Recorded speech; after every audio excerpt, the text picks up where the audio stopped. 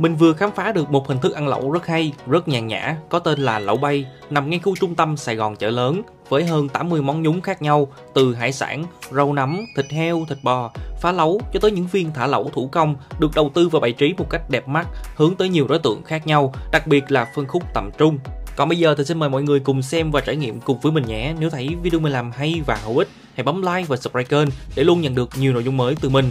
Thân chào các bạn đã trở lại với Chef Cooking and Sharing. Mình đang di chuyển trên đường Trần Hưng Đạo, quẹo phải Nguyễn Tri Phương để đến với nhà hàng buffet lẩu Bao-Di Hotpot, có địa chỉ tại số 90 Nguyễn Tri Phương, phường 7, quận 5, thành phố Hồ Chí Minh.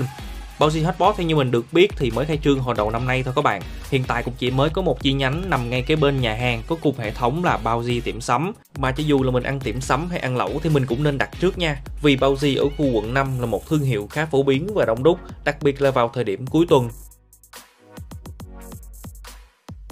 Hôm nay thì mình sẽ được các bạn nhân viên sắp xếp và dẫn lên tầng 2. Mình cũng quên hỏi ở đây có bao nhiêu tầng, nhưng nhìn chung không gian và diện tích sàn bên trong tầng mà mình đi khá rộng rãi và thoải mái, với những hàng ghế được xếp theo chiều dọc. Hai bên là hai dãy bàn ăn có vách ngăn dành cho nhóm từ 4 tới 6 người. Công suất phục vụ tối đa mình nghĩ một tầng như vậy là khoảng hơn 60 khách. Và bàn ăn thì vẫn được bày biện chén dĩa, khăn lạnh, menu với một cái bếp điện cơ bản như những nơi khác. Gọi món mình sẽ gọi bằng máy tính bảng, còn chọn gói buffet và danh mục các nguyên liệu thì mình có thể xem trực tiếp trên menu cứng. Mình khá thích cách làm này, nó tiện lợi cho người lớn tuổi vẫn có thể xem và chọn món được. Còn giá vé thì cũng không mắc luôn, khởi điểm chỉ từ 300.000, bỏ thêm 39.000 nữa là mình có thể ăn không giới hạn các loại lẩu nhúng, sốt chấm, nước ngọt, trà sữa và các loại tráng miệng như kem, chè bánh, vô cùng đa dạng và phong phú. Do đây là lần đầu tiên mà mình tới Bao-Di nên mình sẽ chọn gói cao nhất là gói đế vương có giá 469.000 một vé, được chọn tối đa 2 trong 6 loại nước lẩu để ăn là lẩu Tứ Xuyên và lẩu Trường Thọ. Bao-Di không có lẩu 4 ngăn các bạn, nhưng mình cũng không quan trọng lắm. Và ngay khi setup xong, các bạn nhân viên cũng sẽ hướng dẫn mình cách sử dụng bếp và chỉ cho mình hai cái nút bấm để nâng hạ nồi lẩu mỗi khi mình muốn vớt topping ra.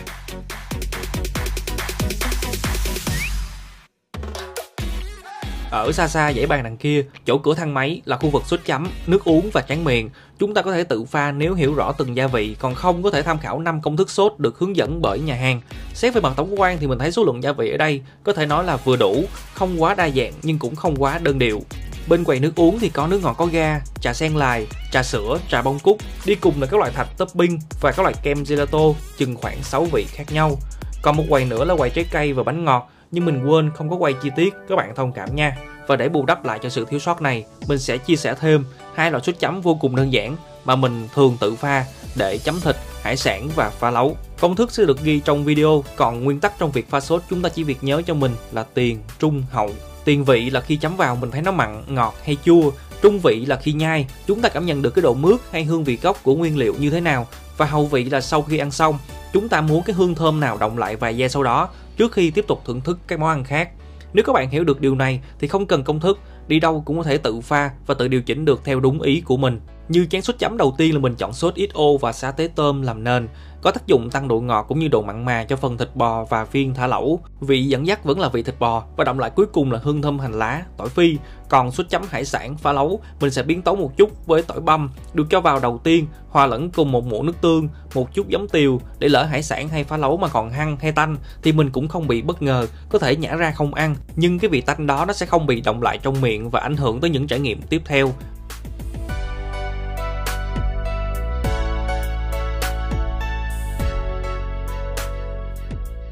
Và trong đợt lên món đầu tiên, mình chỉ thử đúng những nguyên liệu đặc biệt có trong set đế vương như lỗ vai bò Angus được xếp theo hình nón, đi cùng là một set hải sản cao cấp có bào ngư, vẹm xanh, tôm sú, sò điệp nhật và mấy cái viên xanh xanh nhà hàng gọi là ngọc tỷ bào ngư. Sở dĩ mình chưa gọi thêm là để thử coi những cái nguyên liệu này có xứng đáng với giá tiền cao nhất hay không. Nhưng nhìn chung là mình thấy cái miếng lỗ vai bò ở đây có đường vân khá sáng và nhuyễn, thịt khi dùng đũa gấp cũng rất mềm, đa phần là đều được bảo quản lạnh, nhưng họ bảo quản lạnh khá tốt. Các loại hải sản không bị đông đá và độ tươi vẫn được thể hiện rõ ràng phần nào thông qua mặt hình thức. Sò điệp cũng rất đẹp các bạn, tuy nhiên chính xác nhất vẫn là phải ăn thử nha, chứ nhìn bằng mắt thì cũng chỉ 50-50 thôi. Đũa thì có hai loại sống chín riêng biệt, nên về mặt vệ sinh mình đánh giá Bao-Di đang làm tốt. Không hơn nhưng cũng không kém so với những nhà hàng có cùng phân khúc. Còn về điểm khác biệt đặc trưng thì chắc chắn là ở phần lẩu bay này đây. Mình thấy nó tiện lợi thực sự, không chỉ tiết kiệm được thời gian lặn ngập tìm kiếm các nguyên liệu mà trong khi ăn, mình hoàn toàn có thể kiểm soát được độ chín của từng loại mà không cần phải để tâm quá nhiều. Ở chén lẩu đầu tiên, mình dùng thử nước lẩu Tứ Xuyên, có vị cay nồng khá nhẹ, có thể nói là nhẹ nhất và dễ ăn nhất trong những nơi mà mình từng ăn, với tỷ lệ xuyên tiêu ít, dầu ớt cũng ít, nên khi ăn chung với các loại thịt bò, hải sản, nó không lấn át đi hương vị gốc mà vẫn tạo được một cái cảm giác ăn the the và tê nhẹ ở phần đầu lưỡi. Chất lượng thịt bò thì mình thấy cũng thuộc mức khá với độ mềm tan và ngọt mỡ quen thuộc y như những nhà hàng buffet lẩu tương tự, nên mình sẽ không đánh giá thêm. Còn vẹm, bào ngư, sò điệp trong gói đế vương thì mình đánh giá cao nhất là phần bào ngư bởi kích cỡ đồng đều, chất ngọt rõ ràng và có độ mềm dai hoàn hảo. So với bào ngư, vẹm và sò điệp chỉ đẹp về mặt hình thức, độ ẩm và ngọt nước chưa cao, ăn thì ăn cũng được chứ cũng không có gì ấn tượng. Tôm sú cũng vậy, hình thức thì đẹp nhưng thịt thì không tươi, độ chắc chỉ khoảng 50-50 và mình hoàn toàn không cảm nhận được cái chất ngọt nào bên trong con tôm. Tương tự với mì tươi và bào ngư ngọc tỷ, mì thì quá mềm, thiếu độ dai, bào ngư ngọc tỷ thì như một viên mọc có vị ngọt, được nhuộm màu xanh lá, không hơn không kém. Chuyển sang lượt thứ hai là các món thuộc menu mỹ vị và tinh tuyển, mình tiếp tục trải nghiệm thêm một số món ăn top đầu trong menu này như gầu bò Úc, bò mỹ vị, tôm viên, bò viên và một số loại phá lấu, hải sản như hàu sữa, mực nang nút và mực ống. Lần này thì mình sẽ thử nước lẩu Trường Thọ được nấu với nấm hương và táo đỏ nên vị ngọt của nó khá thanh. Trong đó mình thấy nấm hương và táo đỏ có chất lượng rất tốt, hàng cao cấp chuẩn chỉnh. Còn các viên thủ công thì cũng chỉ ở mức ăn được, từ viên tôm cho tới viên phô mai. Cảm giác ăn thì tốt nhưng hương vị chủ đạo bên trong là tôm, là cá hay thịt đều không thể hiện được rõ ràng. Thịt bò mỹ vị thì gần giống với thịt bò kiểu Hai Ti Lao, nó giòn giòn, béo béo, ăn khá vui miệng và nhà hàng nêm nếm gia vị cũng không nhiều, nên cái chất ngọt tự nhiên nó tiết ra vô cùng thực tế và hòa hợp dễ dàng với nhiều hương vị bổ trợ từ các loại sốt chấm. Về tàu hũ phô mai và bánh bao trứng nhím thì mình không đánh giá cao, ăn rất nhạt nhòa, phần trứng nhím không có hương thơm của mè, còn tàu hũ phô mai thì cắn vào không có nghe thơm phô mai, nói chung là không ngon. Riêng chỉ có bò viên gân là gỡ gạc lại phần nào nhờ vào hàm lượng thịt bò nhiều, độ đàn hồi tốt. Cắn vào là cảm nhận được ngay từng thớ thịt được quết dai, thơm mềm và tiết ra vị ngọt ẩm rất sâu. Kế đến là phá lấu với hải sản thì mình thấy cũng bình thường luôn, vẫn là nhận xét cũ. Cảm giác ăn thì có nhưng hương vị thì hoàn toàn không có hương vị gì chủ đạo, từ ruột vịt, bao tử, ốc heo cho tới các loại mực ống và mực nang nút. Mình không chê nha, nhưng khen thì cũng không biết chỗ nào để khen vì nó quá bình thường. Và cuối cùng là các loại bánh ngọt như bánh bao kim sa và than tre là mình được bạn Hòa nhân viên tư vấn, bạn Hòa rất nhiệt tình, tư vấn mình hai loại bánh bao này, mình rất hài lòng, đặc biệt là cái phần vỏ bánh mềm, mịn và rất dễ tan. Khi cho vào miệng nhai là cái phần nhân trứng sữa nó thấm vào và tan liền cùng với lớp bột bên ngoài, nên dù là bánh bao kim sa hay than tre, mình cũng đều có một sự hài lòng tuyệt đối dành cho hai loại bánh ngọt ở đây. Còn kem gelato thì bị đóng tuyết các bạn, độ dẻo không có, ăn hơi buốt và thiếu đi hương vị tự nhiên.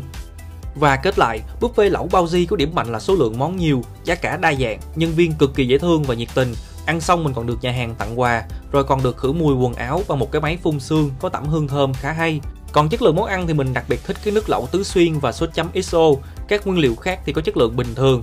Trong đó set lẩu đế vương, trừ bào ngư ra thì mình thấy mặt bằng chung là chưa thực sự ấn tượng cho lắm.